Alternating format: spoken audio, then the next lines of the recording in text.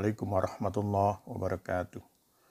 Alhamdulillahilladzi hadana li hadza wa ma kunna linahtadiya laula an hadanallah. Asyhadu an la ilaha illallah, asyhadu anna Muhammadan abduhu wa rasuluh. Allahumma shalli wa sallim alaihi wa ala alihi wa sahbihi tabi'in wa tabi'in wa tabi'in bi ihsanin ila yaumiddin. Amma ba'du. A'udzubillahi minasyaitonir rajim. Fa idza qudiyatis sholatu fantashiru fil ardi wabtaghu min fadlillah wazkurullaha katsiran la'allakum tuflihun. Sahabat pendengar yang berbahagia, pada kesempatan ini saya akan sedikit mengulas tentang semangat kerja. Pada mukaddimah tadi saya membacakan surat Al-Jumu'ah ayat 10, yang artinya apabila telah ditunaikan sholat maka hendaklah kamu bertebaran di muka bumi dan carilah karunia Allah dan ingatlah sebanyak-banyak supaya kamu beruntung.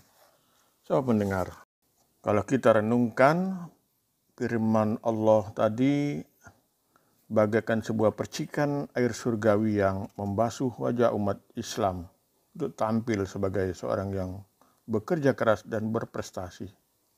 Betapa untuk menggapai keberuntungan hidup tidaklah hanya cukup tenggelam dalam masalah ibadah formal atau ritual lainnya, tapi hendaknya diwujudkan dalam ibadah yang nyata sebagaimana tafsir ayat bertebaran di muka bumi atau fantasiru fil ard seharusnya mampu memberikan efek batin berupa ilham untuk menjadikan diri kita sebagai sosok manusia yang memiliki semangat tinggi, yang di dalam ayat ini dinyatakan lewat ungkapan carilah karunia Allah.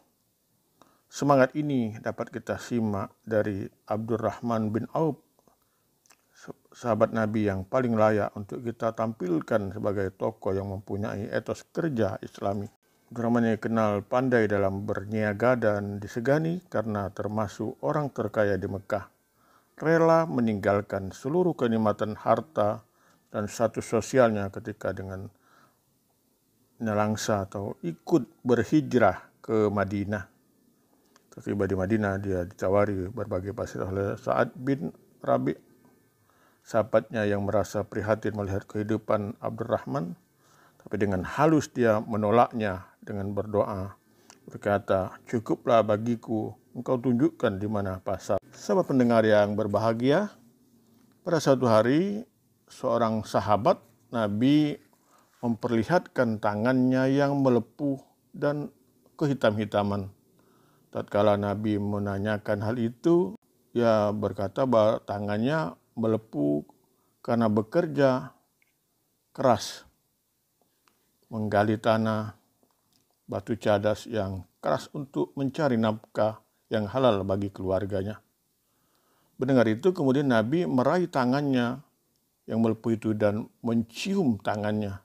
Sebuah penghormatan tiada tara terhadap seorang pekerja keras dari kekasih Allah, Muhammad Sallallahu Alaihi Wasallam. Ini semua hanyalah sebagian kecil dari semangat para pejuang Islam. Mereka sadar bahwa harga diri umat dan kejayaan Islam berada di tangan pribadi yang mempunyai gairah dan semangat untuk menjadikan dirinya sebagai manusia yang penuh arti. Kalau saja tetap generasi Islam mampu mengambil percikan cahaya Al-Quran dan keteladanan Nabi dan para sahabatnya, dunia akan kembali bermandikan cahaya kedamaian, prestasi besar sebagai wujud pengabdian cinta kepada Allah, sebagaimana dalam sebuah hadis Rasul bersabda bahwasanya Allah itu cinta kepada seorang muslim yang bekerja. Hadis diriwayatkan Imam Tabrani dan Baihaqi. Sahabat pendengar yang berbahagia, tentu kita telah banyak membaca dari ayat dan hadis yang memuliakan orang-orang yang bekerja.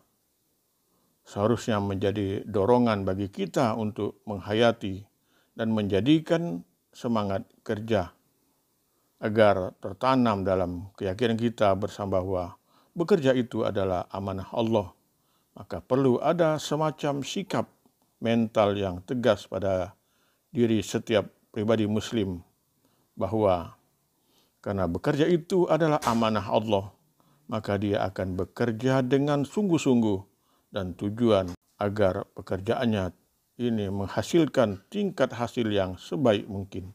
Yang kedua, ada semacam kebahagiaan melaksanakan pekerjaan, karena dengan melaksanakan pekerjaan ini berarti dia telah melaksanakan amanah Allah.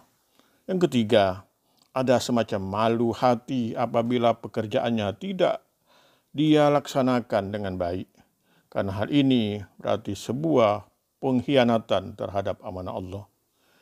Terakhir, Allah tidak menyukai orang yang malas-malasan, dan orang yang bermalas-malasan adalah santapan syaitan. Sahabat pendengar, itu ini yang dapat saya sampaikan pada kesempatan itu.